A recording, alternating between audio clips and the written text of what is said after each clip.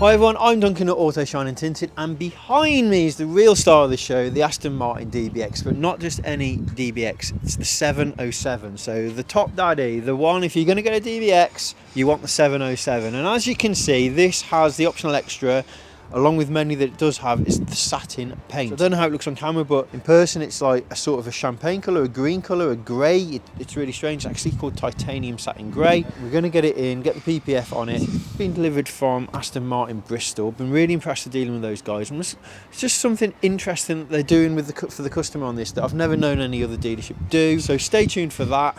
Let's get it prepped. Let's get the PPF on.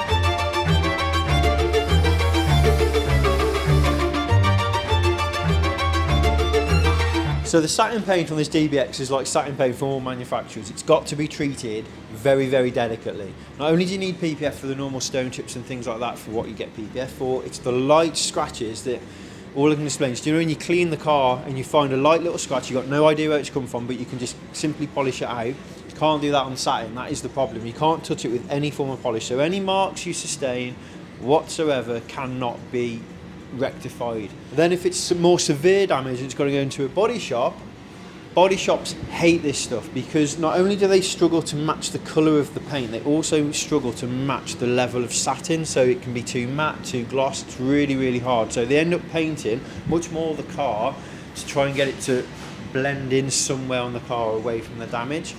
So long story short, if you've got satin paint, PPF the whole car is our advice, not just the extended front, because you can just enjoy the car, not worrying. Life's too short to worry about fine little scratches you've got no idea where they come from. So PPF it, enjoy the car, and then whenever you finish with it, it still looks a brand new car and it's retained so much of its value. It's unreal. Let's get on with the rest of the video.